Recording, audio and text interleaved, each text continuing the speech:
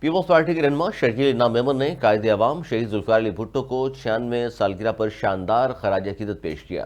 اپنے پیغام میں شرجیل انعام میمن نے کہا کہ بانی آئین اور پاکستان کی ایٹمی طاقت کے بانی قائد عوام ذوالفقار علی بھٹو ہیں۔ قوم کو آج بھی شہید بھٹو کے سنہرے الفاظ یاد رکھتی ہے۔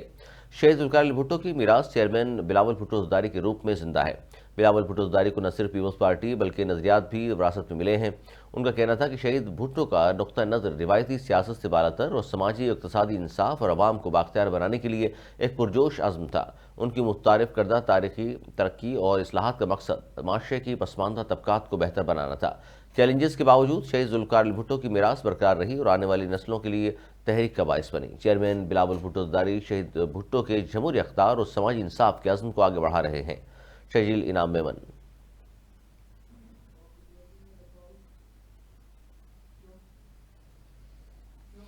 نیوز اسٹوڈیو سے فی الوقت اتنا ہی۔ مزید نیوز اپڈیٹس کے لیے دیکھتے رہیے اردو نیوز نیٹ ورک۔